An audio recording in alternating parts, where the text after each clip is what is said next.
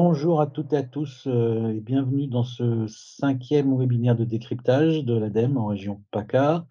Je suis Yves Le Trionnaire, le directeur régional, et je suis ravi de vous accueillir, pour ce décryptage consacré au changement climatique et à la transition de la filière alimentaire. Et pour pas vous retarder et passer, alors si, quand même vous dire que cette question d'adaptation au changement climatique, tu vois, est essentielle, puisque on sait que dans les enjeux de neutralité carbone, l'alimentation représente un petit quart de nos émissions de CO2, et donc ces enjeux autour de la filière alimentaire sont extrêmement importants à nos yeux. Je vais tout de suite passer la parole à Émilie et à Sandrine qui vont vous animer ce séminaire, et je vous souhaite une bonne session. Bonjour à tous. Bonjour à tous. Alors, c'est moi qui vais commencer par vous parler brièvement, parce que nous n'avons pas beaucoup de temps aujourd'hui, par vous parler de changement climatique et notamment des dernières anomalies de température, avec une présentation par Copernicus. Donc là, on est au niveau européen et on voit qu'en 2023, au niveau du mois de septembre, on a une anomalie importante, qu'on bat tous les records, enfin beaucoup de records, et malheureusement, ça s'est reproduit au mois d'octobre. Donc, le changement climatique est bien là, au niveau des températures, donc là, entre 1940 et 2023, mais aussi au niveau des vagues de chaleur, des pluies, du cycle de l'eau, etc. Donc, voilà, ce qu'il faut retenir, c'est que les événements extrêmes, ils deviennent de plus en plus fréquents et sont également plus intenses. Donc, aussi bien au niveau des vagues de chaleur qui sont plus fréquentes, plus longues également. Au niveau de la pluie, il y a une diminution générale des précipitations. Cependant, quand il pleut, c'est de manière plus intense sur notre région Provence-Alpes-Côte d'Azur. Et au niveau de l'eau, on a une tension qui est de plus en plus forte sur la ressource, avec une diminution en quantité et aussi en qualité. Voilà. Et un petit graphe au niveau inférieur pour voir la fréquence des vagues de chaleur sur les dernières années, et des petites médailles malheureusement sur là où on a eu des records, également sur la sécheresse. Voilà. Je ne m'étends pas plus. Si vous avez besoin de ressources, d'informations, etc., l'ADEME est présente, mais également les partenaires et aussi des relais qu'on peut avoir, notamment avec le GREC Sud, notre groupe régional des experts du climat, euh, qui, euh, qui nous accompagne sur plusieurs thématiques. Ce qu'il faut également retenir sur le changement climatique, c'est qu'on a de plus en plus d'aléas. Dernièrement, 11 aléas exceptionnels entre 2019 et 2022. Donc ça, c'est une diapo préparée par la Direction régionale de l'agriculture, de l'alimentation et de la forêt. Donc, on commence à arriver on était sur les impacts généraux, et on voit bien qu'au niveau de l'agriculture, de la forêt, de l'alimentation, tous les départements, toutes les filières agricoles sont impactées, et que ce qui était exceptionnel ne l'est plus. Pour la partie agriculture, je laisse la parole à Sandrine. Donc, je vais aussi assez rapidement vous faire un petit rappel sur les impacts sur la filière alimentaire, en général, donc en particulier l'agriculture. Donc c'est des impacts qui sont, déjà observés pour, la plupart, ou estimés pour la suite aussi. Donc il y a des stagnations sur le rendement, voire des pertes de rendement. Il y a des pertes de production. Il y a une augmentation de la demande, en eau.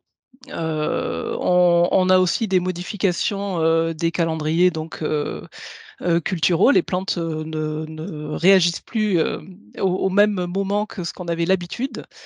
Une modification des écosystèmes avec, des nouvelles maladies ou des invasions de ravageurs, tout étant un petit peu chamboulé. Donc des stress thermiques, stress hydriques et des impacts dus aux événements extrêmes, donc en particulier, des grosses chaleurs. Une plante, on a beau lui mettre les pieds dans l'eau, si elle grille, par le dessus, elle grille tout court. Une forte érosion des sols aussi, au moment des événements extrêmes. Donc voilà, tout ça, c'est ce qu'on observe déjà et qui, n'est pas forcément parti pour s'améliorer. Donc là, en aparté, un petit point sur l'eau, si la demande restait stable, déjà on serait, sur un gros déficit à l'horizon 2050, des besoins, en eau, sachant que, tous ces impacts de chaleur, stress thermique, stress hydrique font que la demande risque d'être encore plus forte. Pour la suite, tous ces impacts, une fois qu'on les a listés, on se rend compte aussi qu'ils ont des coûts. et des coûts qui risquent d'être fort importants. La source, c'est une étude de France Stratégie sur le coût de l'inaction face au changement climatique. Donc là, on est sur un zoom pour l'agriculture à l'horizon 2050. On risque de perdre 3 milliards d'euros par an, dû à bon, tout ce qu'on vient de dire, donc l'augmentation des aléas climatiques, les adaptations nécessaires pour continuer à cultiver, qui vont de l'irrigation au conseil climatique, le renouvellement du verger, et cetera. Et un petit détail, c'est que la facture 2022, par exemple, des assureurs en France, alors là, c'est plus global, c'est pas que l'agriculture, elle était quand même de 10 milliards d'euros sur, les aléas climatiques, de l'année 2022. Donc ça, c'est vraiment pour avoir conscience que, ce changement qui est en cours, va nous obliger, à prendre un certain nombre de mesures, parce que de toute manière, si on le fait pas, rien que pour la question des coûts, ça risque d'avoir du mal à passer. Sur les diapos suivantes, c'était juste pour rappeler que sur la filière alimentaire, il n'y a pas que l'agriculture. L'agriculture, c'est la partie, qu'on va qualifier de amont, il y a tout le reste et même pour l'agriculture, il y a besoin, de semences, d'intrants, de transport, donc toutes les étapes, toutes les, phases de cette, enfin de toutes les excusez-moi, j'ai perdu le mot, toutes les étapes de la filière alimentaire, sont concernés par des impacts du changement climatique. Donc au niveau de la récolte et stockage, par exemple, il va y avoir très probablement plus de pertes, à l'arrivée. Donc au niveau de la transformation, on a à chaque fois des tensions sur la ressource en eau, une probable augmentation de consommation énergétique pour pouvoir, trouver des moyens de s'adapter. Une variabilité de l'approvisionnement, par exemple, sur la transformation, ce que je disais tout à l'heure, la saisonnalité change un petit peu aussi, donc tous les réglages actuels, vont être, à refaire. Sur le transport, on a des risques, de perturbations aussi et d'aléas qui sont susceptibles d'augmenter encore les pertes. Sur la distribution, il va y avoir besoin de s'adapter aussi, alors comme on le disait, sur la variabilité de l'approvisionnement, sur, la variation aussi de la demande, et des achats parce qu'on en fonction de la température, on a des habitudes alimentaires aujourd'hui qui ne sont pas les mêmes, donc tout ça risque de changer un petit peu aussi et jusqu'à la consommation, au-delà de ces hop, la diapo suivante. Il y a aussi, très probablement en vue des impacts qui vont, être sur la modification de la qualité des produits, donc la modification du goût et très probablement aussi du prix. Ça, c'est ce qu'on a vu tout à l'heure. Donc tout ça pour dire que, toute la filière alimentaire est impactée. L'agriculture, c'est ce qu'on voit, j'allais dire, en premier. Mais par contre, toutes les étapes, sont touchées et c'est là-dessus qu'il va falloir, travailler pour pas subir. Et donc la bonne nouvelle, c'est qu'on a plusieurs leviers, voire de nombreux leviers à disposition. Alors, là, on ne détaille pas, on va déjà donner les grandes thématiques. Donc, on a parlé de diminuer les émissions de gaz à effet de serre, d'atténuer le changement climatique, et également de s'adapter, tout simplement de diminuer les pertes et le gaspillage tout au long de la chaîne alimentaire, comme vient de le montrer Sandrine. Les étapes sont nombreuses, donc le potentiel, il est également important. D'augmenter la résilience du système alimentaire pour être en capacité, en fait, de continuer à s'alimenter en 2050, d'être capable d'absorber, les chocs, les aléas, les crises, que ce soit climatiques ou sanitaires et pour tout cela, de développer les coopérations. Quand on voit le nombre de maillons dans cette chaîne, on voit bien qu'il est nécessaire de travailler les uns avec les autres, de travailler en collaboration et pas du tout en opposition. Voilà. Alors, sur le terme de l'adaptation, au changement climatique, c'est un terme qui, il y a quelques années, était peu connu, voire, s'il était connu, on disait: «Beh, on va déjà atténuer, s'adapter, on verra après» et puis, les années passant, les impacts, étant, connus, ressentis par les uns et les autres et d'autant plus, sur cette filière alimentaire et côté, agriculteurs, parce ils sont touchés de plein fouet, eh ben, on voit bien qu'on ne peut pas attendre, on ne peut pas faire une stratégie l'une après l'autre, mais qu'il y a nécessité de aussi bien atténuer, diminuer les émissions de gaz à effet de serre, donc d'agir en amont sur les causes du changement climatique, mais également de s'adapter aux conséquences qu'on voit qui sont déjà réelles, donc de gérer l'inévitable. Et pour cela, le gros travail qu'on a à faire pour pouvoir agir, pour pouvoir avoir des mesures d'adaptation au changement climatique qui soient qualitatives et pérennes et finalement ne soient pas des mesures de maladaptation, eh bien, un des points prépondérants déjà, c'est d'améliorer la connaissance sur l'adaptation, ce que c'est par rapport à son activité, par rapport à son territoire, son secteur, sa filière, etc. Et pour cela, de connaître les vulnérabilités, de connaître ce qui s'est passé dans le passé, ce qui va se passer dans le futur, comment on est impacté et comment, du coup, pouvoir, grâce à cette meilleure connaissance, élaborer des stratégies d'adaptation au changement climatique qui comprennent bien un plan d'action, mais aussi un plan de moyens, parce qu'on voit que ce sont on a vu les coûts qui étaient importants, donc les coûts des impacts sont importants, mais les coûts de s'adapter, ça coûte aussi cher parce qu'on là, on touche les infrastructures. Mais malgré ça, malgré que ça soit cher, on voit bien que le coût de l'inaction est supérieur par rapport au coût de l'action. Donc, ça montre vraiment qu'il faut agir le plus tôt possible. Sur la partie des émissions donc la plus connue sur diminuer les émissions de gaz à effet de serre, diminuer les pertes et le gaspillage alimentaire. Là aussi, des leviers accessibles, notamment tout simplement parce qu'un tiers de ce qu'on produit n'est pas consommé. Donc, si on regarde bien tout au long de la filière de l'agriculture jusqu'à la consommation, en passant par le transport, la transformation, etc., on peut gagner sur chaque maillon. Et là, quand on voit 67% de ces 25% d'émissions dues aux émissions de gaz à effet de serre, on pourrait se dire on agit que sur la partie agricole.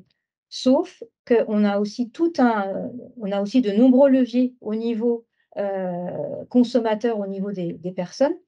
Euh, Comme le disait Sandrine tout à l'heure, parce qu'on a des goûts, on choisit notre alimentation et parce qu'on met dans notre assiette, on peut tout à fait diminuer les émissions de gaz à effet de serre.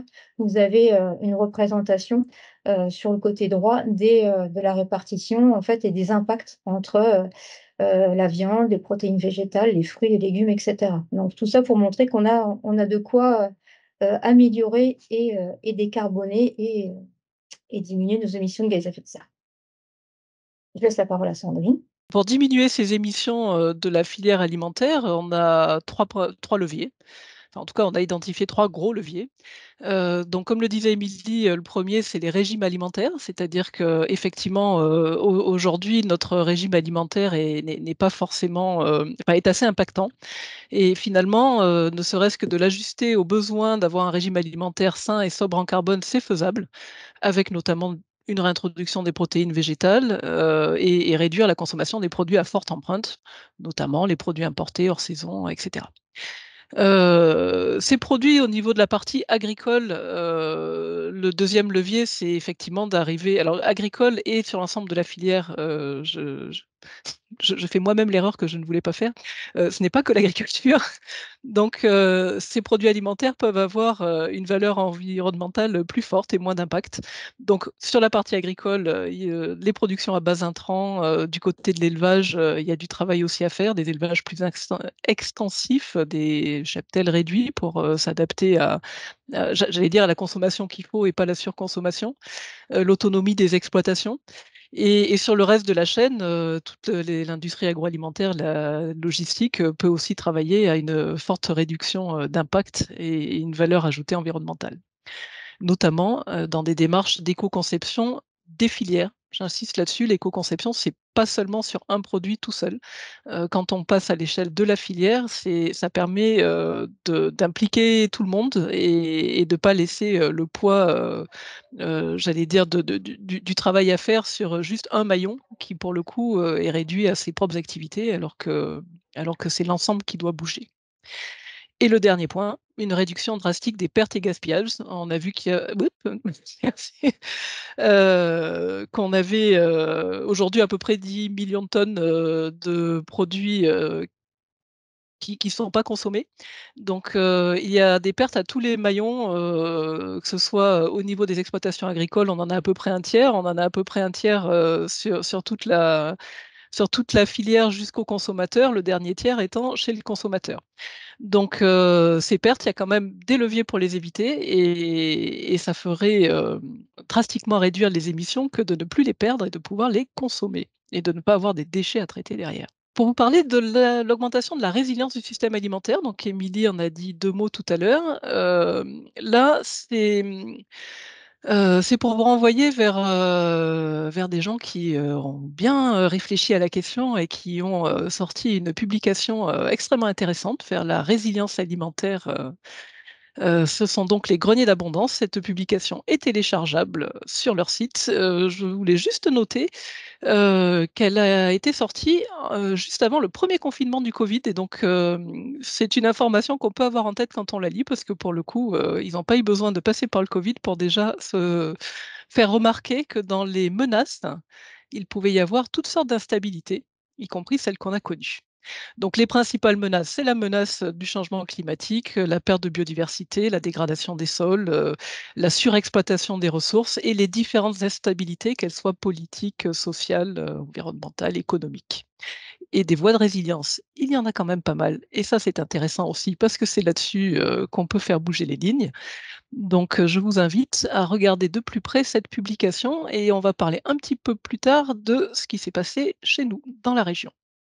Merci Sandrine. Alors pour, travailler sur la résilience, je le disais tout à l'heure, on voit enfin pour cette résilience alimentaire, mais aussi sur d'autres sujets, on voit qu'il est important de changer nos pratiques et nos comportements, pour, réussir à coopérer. Ça, c'est tout un travail qui a été fait par nos collègues, sociologues de l'ADEME. On s'est rendu compte qu'en fait, bah, de beaux dispositifs, des outils, des guides, des expertises, des systèmes de financement, mais qu'au final, il n'y avait pas tant de dossiers qui sortaient avec des actions opérationnelles, etc.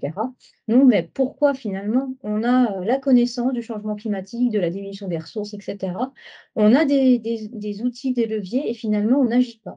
Mais parce qu'il y a tout le ressort psychologique, sociologique, etc., avec de nombreux freins qui peuvent nous en empêcher. Donc ça, on a vraiment amélioré enfin, nous-mêmes, notre manière de travailler, mais aussi nos accompagnements grâce à ces enseignements des sciences humaines. Donc, à travers un guide qui a été élaboré, que vous avez en pied de page, qui s'appelle Changer les comportements, faire évoluer les pratiques sociales vers plus de durabilité. Alors, c'est valable pour la partie alimentaire, c'est valable sur toutes nos thématiques, avec des vidéos qui ont été mises en place, etc. Et aussi des formations dont on va vous parler par la suite. Voilà. Donc, une pierre importante dans notre accompagnement. Pour accompagner également de nombreuses ressources avec un service de communication extrêmement performant, aussi bien des publications, on va dire, globales, tout public, etc., comme les magazines ADEME, avec, là, on vous a cité quelques numéros qui sont consacrés à l'alimentation durable, le numéro 162, qui est de cette année. Et auparavant, il y avait eu Quelle alimentation pour demain? Donc, c'est un sujet qui revient régulièrement, puisque c'est un fort levier de décarbonation et d'adaptation au changement climatique. Donc, en parlant de carbone, aussi des ouvrages, des guides plus techniques, plus thématiques, plus experts, avec notamment l'énergie de l'agroécologie, une solution pour le climat. De la prospective avec comment on pense nos systèmes alimentaires pour demain. Ce sont des exemples, hein, c'est une ressource, la librairie, qui est extrêmement riche. Et puis des projets plus locaux, par exemple un exemple sur la filière charcuterie dans une région donnée. Voilà, c'est la librairie, elle mêle, vous voyez sur la partie supérieure, les thématiques, les différents publics, la zone géographique, les actualités. Également à disposition des outils, donc là, plus ciblés. On vous en a mis des exemples côté adaptation et filière avec le guide sur l'élaboration de la stratégie d'adaptation au changement climatique d'une filière agroalimentaire. Et ça, c'est un guide qui peut être un support aussi d'un accompagnement technique et financier. Il y a eu des expérimentations qui ont été faites par nos collègues du national pour accompagner. Et ça se développe aussi dans certaines régions, sur certaines filières. Donc voilà, ça c'est des outils qui ne demandent qu'à être utilisés. Donc là, cible filière, on cible aussi les entreprises, avec par exemple l'outil Okara pour diminuer, pour augmenter la résilience climatique des entreprises. L'outil ACT là, c'est pour les plus grosses entreprises également. Et pour les collectivités, l'outil TACT qui permet de développer des trajectoires d'adaptation au changement climatique sur les territoires. Un outil qui est là sur l'atténuation, sur comment évaluer, quantifier en fait la diminution des émissions de gaz à effet de serre grâce à la mise en place d'actions de réduction. Donc c'est la méthode QuantiViews qui peut aussi bien être utilisée par les entreprises que les collectivités, les associations, etc. Et puis des diagnostics, puisqu'on le disait, toute action passe par un diagnostic. Climagri, côté agriculture, pour savoir sur les 25% d'émissions de gaz à effet de serre dues à l'alimentation, combien sur l'agriculture. Donc ça, on a le résultat au niveau France. Mais si on regarde de plus près sur un territoire, voilà, il y a un diagnostic, une méthode qui est à disposition, qui est relayée en Provence-Alpes-Côte d'Azur, des indicateurs grâce à Canary, et Agribalis, qui est notre base de données, parce que ça aussi, c'est des outils très précieux d'avoir des bases de données avec des chiffres à disposition de tous les autres acteurs. Donc, on raisonne vraiment dans une méthode de commun, de données qui sont libres, ouvertes, utilisables par les autres. Donc, les communs, on y reviendra par la suite. Je laisse la parole à Sandrine pour parler des centres de ressources. Et comme leur nom l'indique, on peut y trouver plein de choses. Donc, on en a sélectionné 2. On a beaucoup parlé d'adaptation au changement climatique et donc il existe un centre de ressources pour l'adaptation au changement climatique. Alors on a voulu préciser que c'était pas un centre de ressources 100 ADEME, c'est qu'il est fait avec d'autres experts du sujet, qui nous permettent de mettre en commun, les différentes données. Ça vous permet de trouver, énormément donc des pages thématiques avec, des ressources, des outils et aussi des pages, régionales, une pour nous qui permet de mettre en valeur, les projets et le but du jeu de cette valorisation, c'est bien sûr de donner envie aux autres ou de voir ce qui marche pas et cetera.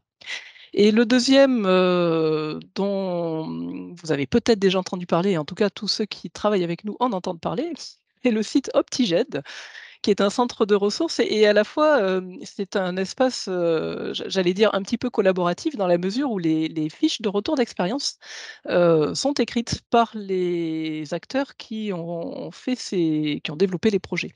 Donc, c'est extrêmement, important cette valorisation. Ça permet, vraiment de voir ce qui se fait, quand il y a une expérimentation est faite, ça permet aux autres de la reproduire, si c'est adapté, à son propre cas ou de la modifier légèrement, voilà. Donc, on retrouve là aussi des outils, et des ressources.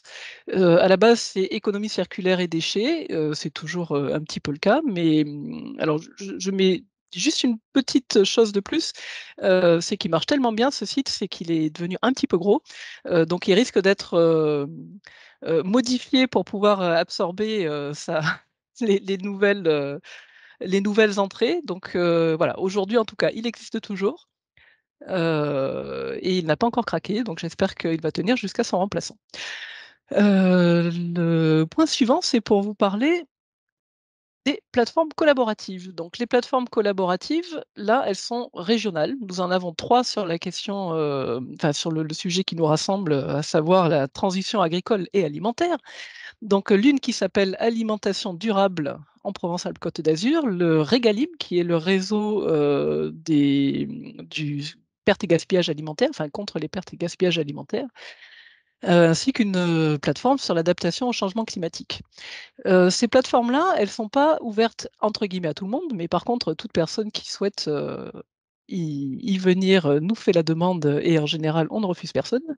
Le maître mot, c'est qu'elles sont collaboratives. Donc là, on est vraiment sur des outils, des acteurs locaux qui peuvent partager des ressources. Alors, question de sobriété numérique, on évite de mettre en doublon sur différents sites sur le web les mêmes documents.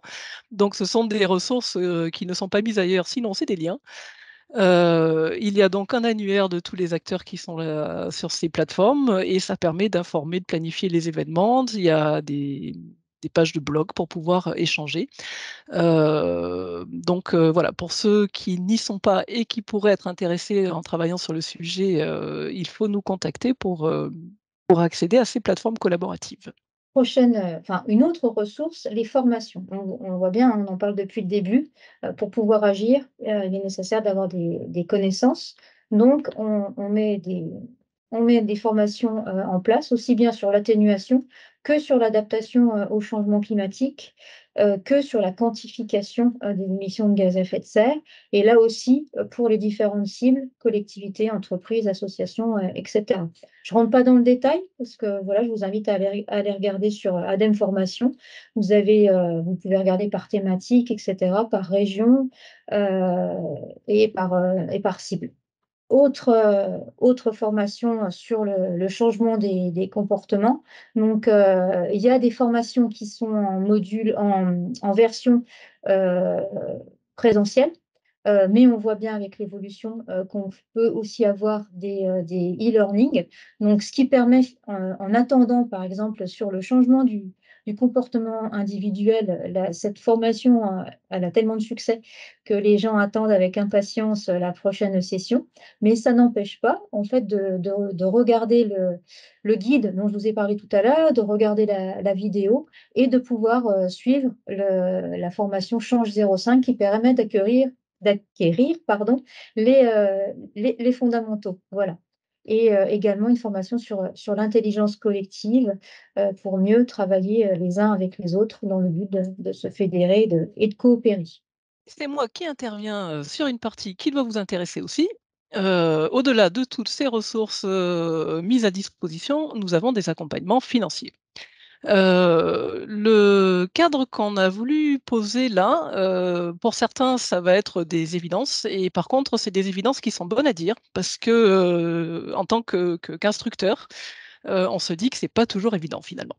Le premier point, c'est que, pour une demande, d'un accompagnement financier à l'ADEME, il est important de contribuer à la transition alimentaire et climatique. Alors, dans le une demande qui concerne le sujet agriculture et alimentation. Et contribuer à cette, transition, c'est aussi avec des objectifs qualitatifs et quantitatifs. Donc des objectifs de diminution de gaz à effet de serre, d'adaptation, au changement climatique, de changement de pratique, enfin tout ce qu'on vous a dit précédemment, c'est pour poser le cadre. Donc le deuxième point, c'est effectivement s'inscrire dans les démarches et stratégies de l'ADEME. Et je vais passer directement, au 4e avant de revenir, au 3e. Toutes les ressources dont on vous a parlé, les données, les outils existants, il est extrêmement important pour nous, qu'elles soient, prises en compte, et qu'elles soient utilisées, capitalisées. Tout ce travail-là, n'est pas fait juste pour le plaisir, donc les projets qu'on finance, il est important pour nous, que les acteurs qui les portent aient pris connaissance de ces ressources, données et outils et qui ne cherchent pas à refaire la même chose. Donc c'est le dernier point, travailler en coopération et en complémentarité. Le but du jeu n'est pas forcément alors, quand il s'agit de massifier une action qui marche très bien, bien évidemment, on peut faire la même chose que son voisin, mais toujours, en complémentarité, sur le territoire, par exemple. Travailler en coopération, on en a déjà parlé, c'est un point important.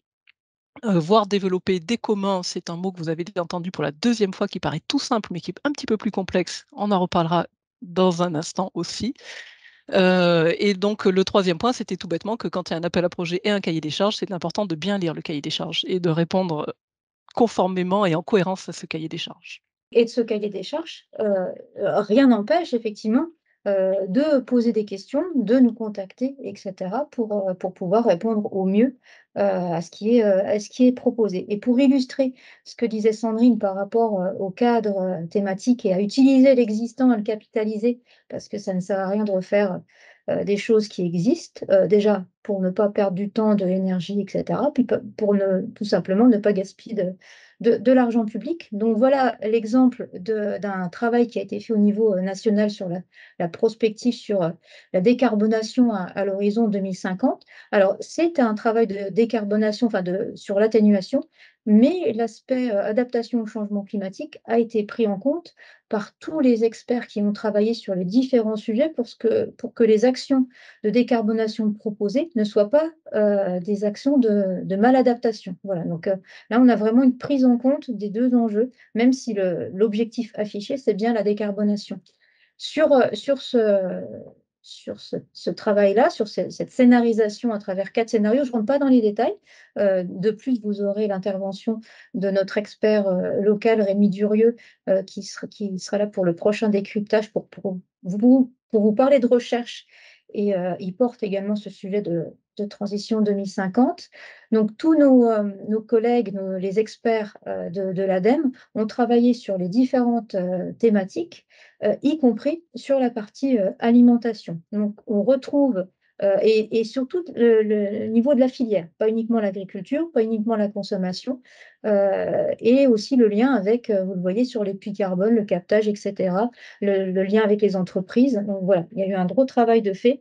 Donc, il est évident que si vous avez des projets qui vont dans le sens d'utiliser ce travail-là, qui permettent de répondre à la décarbonation et qui sont opérationnels sur un secteur, sur un territoire, forcément, c'est un bon départ pour qu'on puisse accompagner les projets.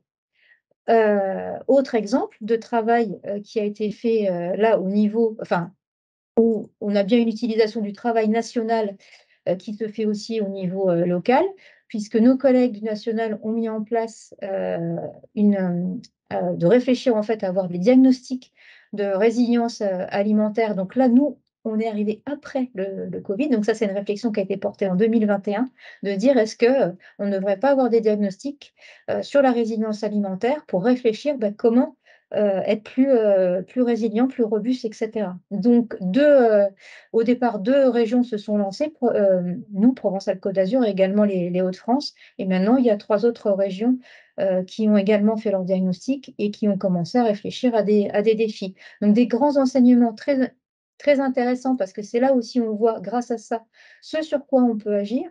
Et de savoir qu'on a 53% des produits que nous consommons en Provence-Alpes-Côte d'Azur qui sont transformés, ça montre bien qu'on a tout intérêt, si on veut travailler sur la résilience alimentaire, la diminution des gaspillages, etc., qu'on a intérêt à travailler sur cette partie de la transformation, aussi bien avec les industries que les artisans ou les petites entreprises. Et également un autre enseignement important, alors je n'ai pas parlé des milliards d'euros là, de consommation et des flux, mais ça aussi, c'est un enseignement important de voir qu'en fait, beaucoup de produits que nous consommons sont importés et que beaucoup de produits que nous produisons sont exportés. Voilà. Connaître les flux, ça permet aussi de prendre après les bonnes décisions pour mettre en place des actions opérationnelles. Et autre enseignement, que 40% de ce qu'on consomme est en restauration hors domicile, donc un chiffre qui paraît important, que certains ont mis en doute en disant mais c'est pas possible, c'est énorme. Mais finalement, quand on regarde entre ce qu'on consomme au restaurant, à la cantine, à l'école, dans les hôpitaux, dans les prisons, enfin voilà, si on regarde toute la société, on se rend compte qu'effectivement, on consomme beaucoup de produits dans la restauration hors domicile.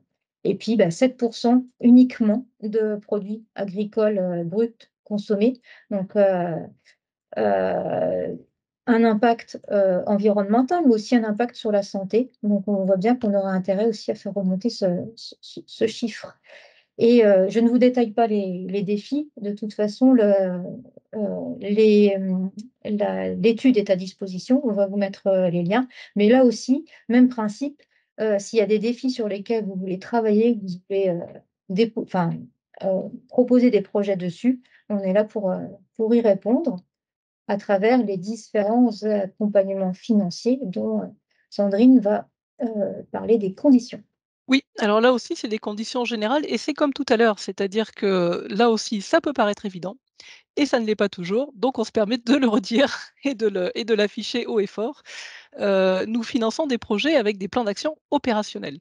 Aujourd'hui, c'est extrême enfin aujourd'hui, ça l'a toujours, été, mais encore plus, aujourd'hui.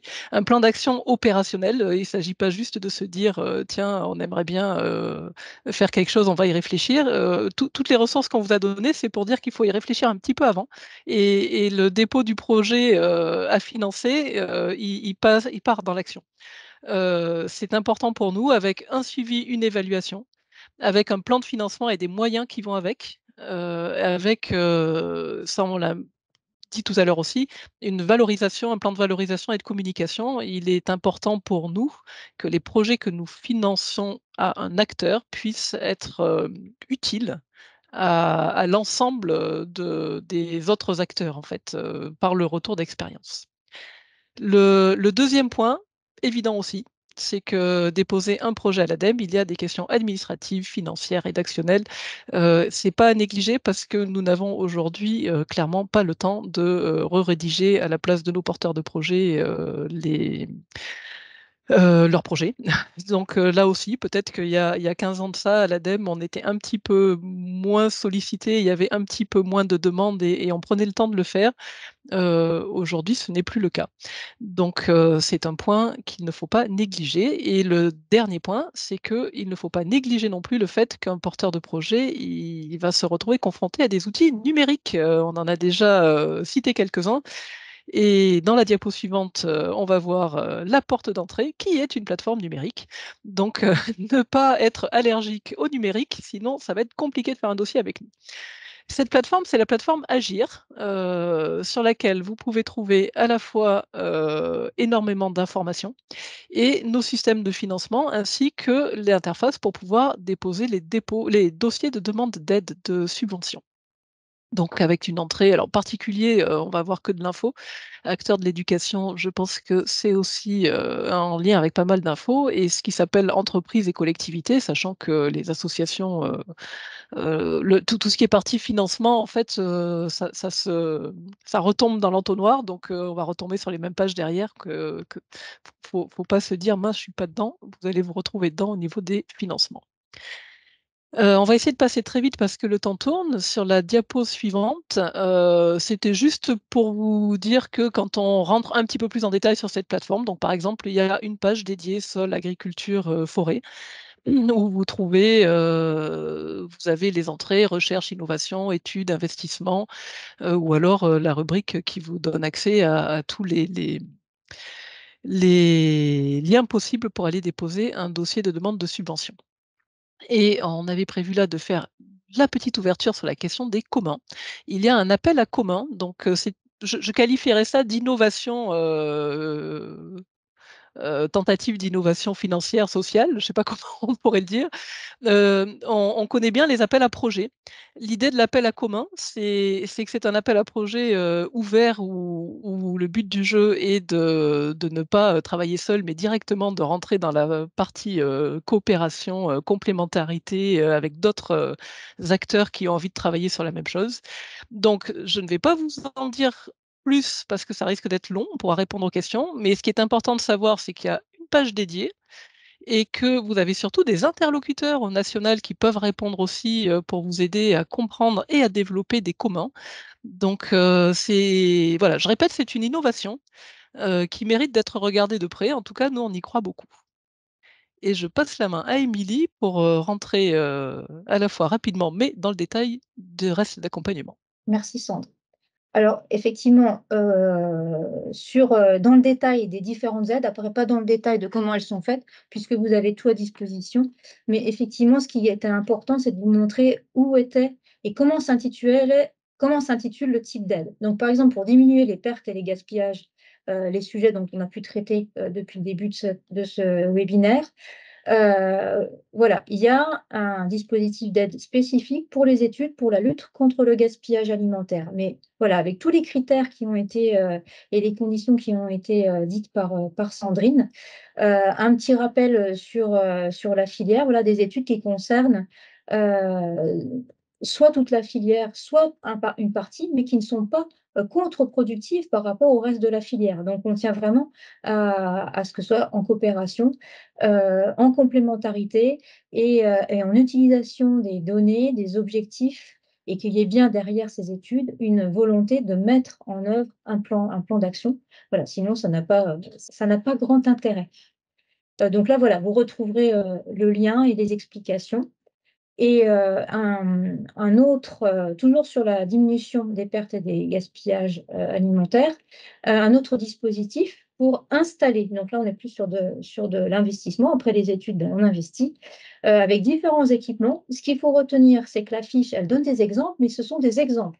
C'est-à-dire que ce qui est mis en exemple n'est pas forcément ce qu'on va financer en Provence-Alpes-Côte d'Azur. Exemple sur les ateliers de transformation et conserverie, etc. Ce sont des investissements qui sont coûteux. Et nous avons la chance en Provence-Alpes-Côte d'Azur que la région sud ait récupéré l'enveloppe budgétaire du FEADER et donc et une très bonne connaissance également du maillage. Donc, c'est eux qui sont les experts et les financeurs sur cette action-là. Voilà.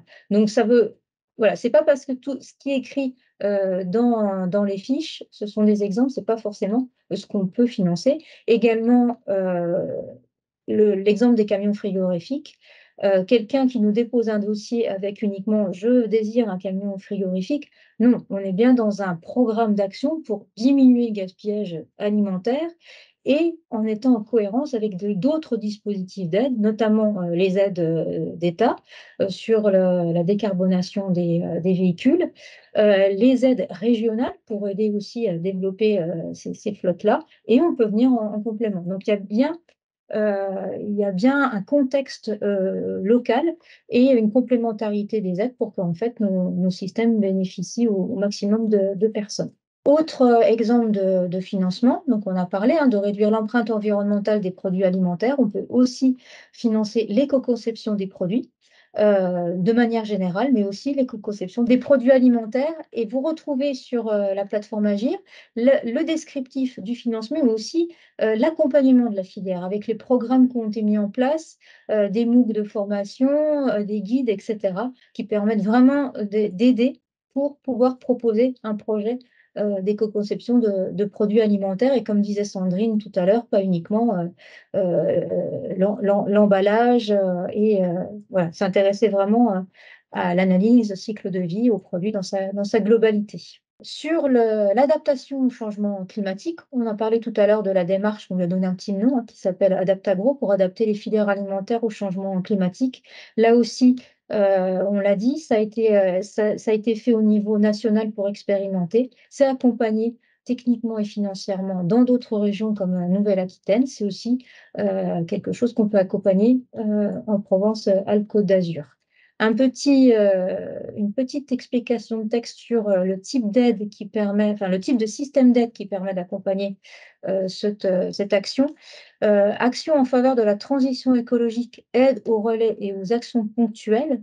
Les relais, ce sont des dispositifs spécifiques. Donc, avant de déposer un dossier, on vous invite à échanger avec nous pour qu'il y ait une explication pour voir si vos objectifs et nos objectifs sont bien en cohérence et si ce n'est pas plutôt un projet qui va plutôt aller dans la partie aide aux actions ponctuelles de communication, animation, formation, etc. Et là, on est bien dans le cadre des actions qui vont permettre de changer les comportements et les pratiques. Coopération, résilience, je ne reviens pas dessus, c'est le même système d'aide, donc action en faveur de la transition écologique et de relais aux actions ponctuelles, avec le même point de vigilance. Et dans ce système-là, on peut accompagner du financement de poste, également des prestations d'animation, vous l'avez compris, de formation, de communication, et également des interventions d'experts sur les différents sujets, les différents enjeux. Et pour conclure, on voulait juste rajouter qu'il n'y a effectivement pas que l'ADEME, sur ces sujets-là qui apporte des financements. Donc, c'est une liste qui n'est pas du tout exhaustive, mais c'est juste pour citer, d'autres. Donc on a cité la région tout à l'heure, la Banque des territoires avec son AMI transition alimentaire, qui est ouvert encore pour, enfin les sessions, se suivent. Donc au niveau de l'ADEME, le premier c'était un appel à projet de recherche qui, pareil, réapparaît chaque année.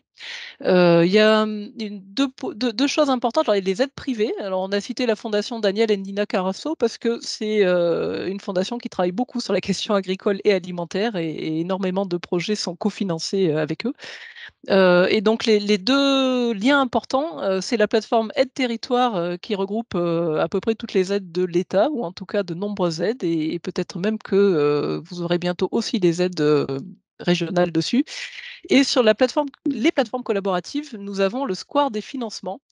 C'est une page wiki donc qui est alimentée, par, toute, personne sur la plateforme qui se rend compte qu'il y a une aide qui pourrait intéresser, d'autres aussi et qui va pouvoir, rajouter le lien et donc évidemment, on est vigilant avec nos relais et réseaux pour, l'alimenter aussi.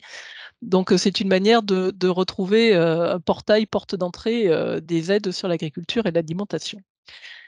Et très rapidement, la dernière, diapositive, c'était pour vous remettre quelques liens. Donc, quand vous aurez le diaporama, il y a énormément de liens qui sont déjà présents dans ce qu'on a présenté. Il suffit de cliquer dessus. Un point le lien le plus important de cette diapo, c'est le premier. En fait, toute la première partie, un petit peu rapide d'explication de fond, vous avez, c'est un extrait, de 3 webinaires que nous avons fait cette année, pour le réseau, régional des projets alimentaires territoriaux. Donc 3 webinaires sur l'adaptation au changement climatique et le lien, c'est toutes les ressources qui sont sur le site du réseau rural régional, les webinaires enregistrés, les diaporamas, et autres ressources. Après, on en a déjà parlé, les 2 centres de ressources, Transition 2050 pour en savoir, plus et sur l'étude résilience régionale, donc vous avez le rapport complet et la synthèse sur la librairie ADEME et sur le site du réseau rural régional, vous avez un petit document qui permet d'avoir vraiment une petite synthèse. On va dire un petit document de présentation en une dizaine de pages qui permet de voir, les principaux points abordés dans cette étude pour vous donner envie de regarder le rapport un petit peu plus gros. Normalement, nous avons quasiment fini. Bah, voilà, si vous voulez, on peut passer à la partie des questions, à l'oral.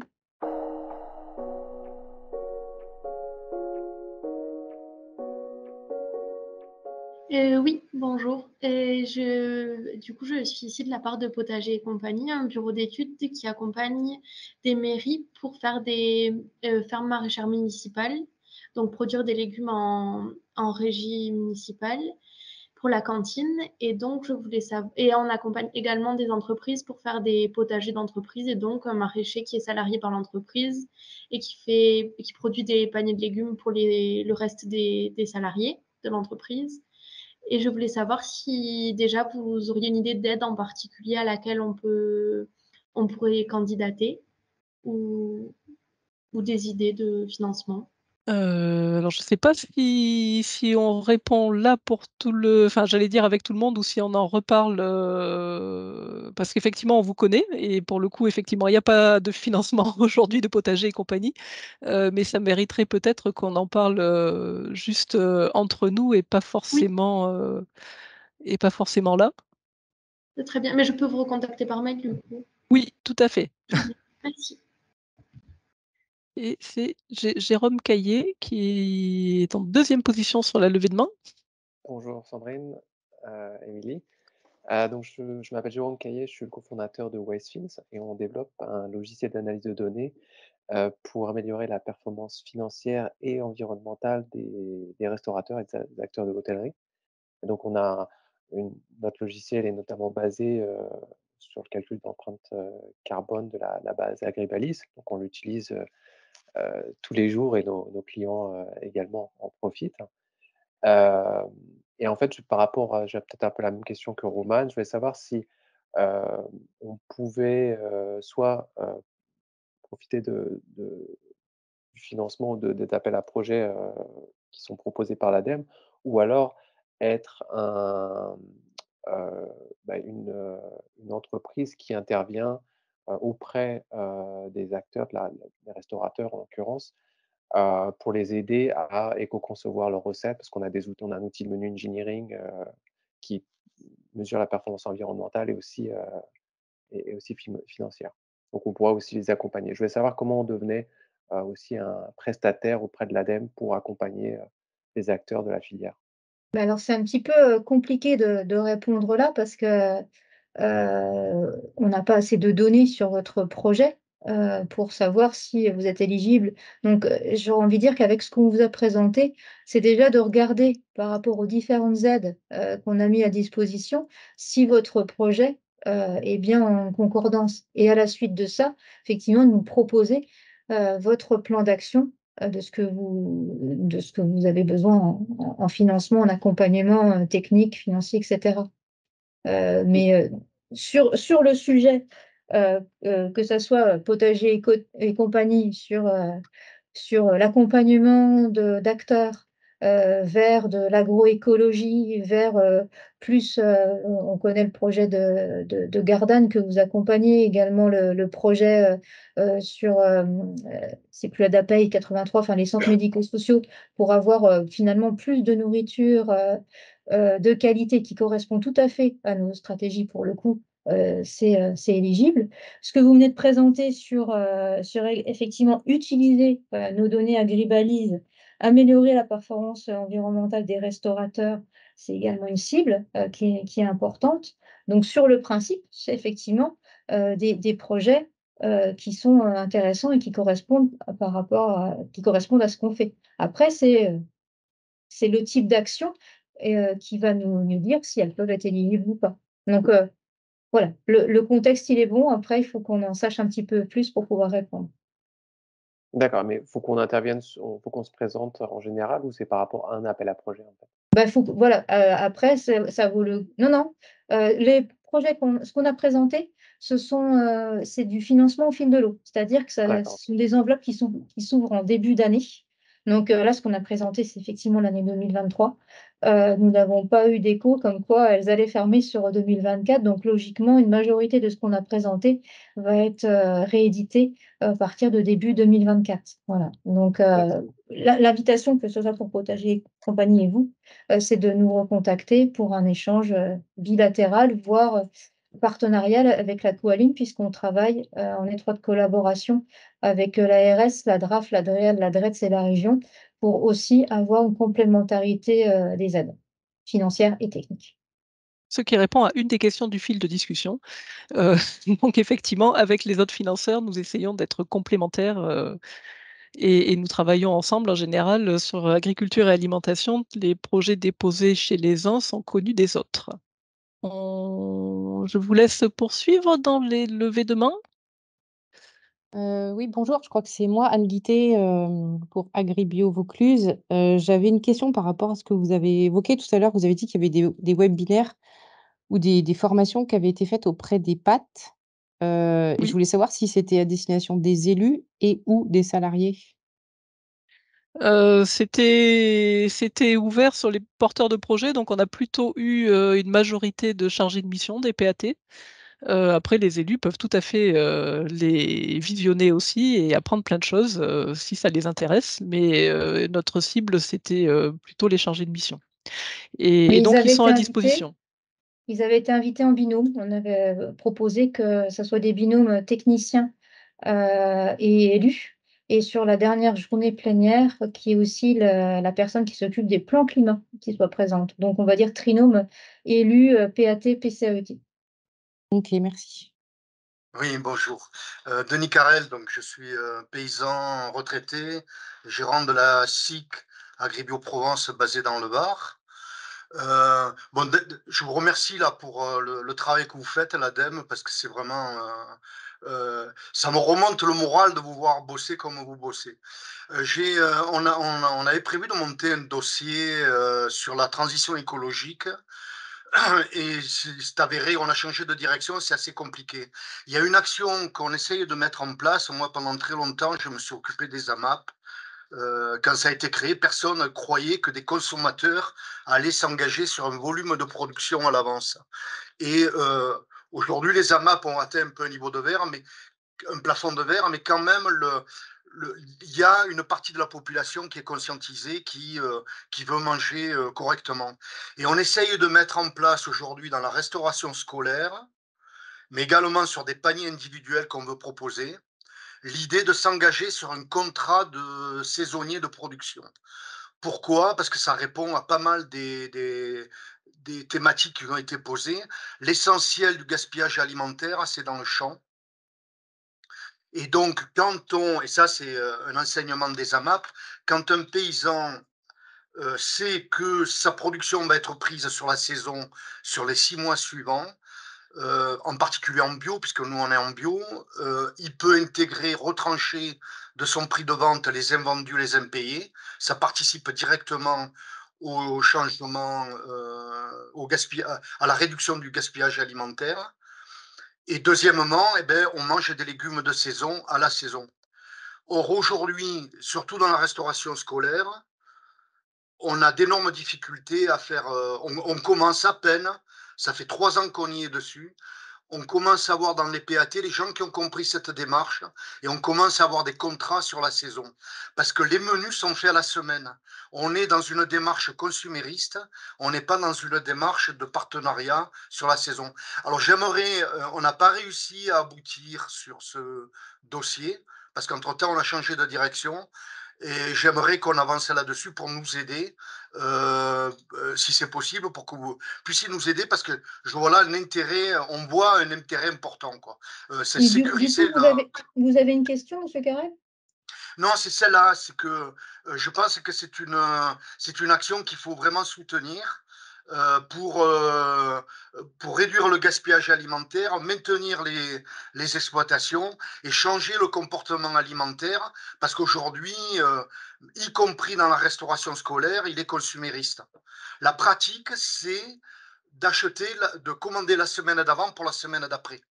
Or, un paysan, il ne travaille pas comme ça. Un paysan, il met un plan de culture sur plusieurs mois. Et on n'a pas réussi aujourd'hui à faire le lien.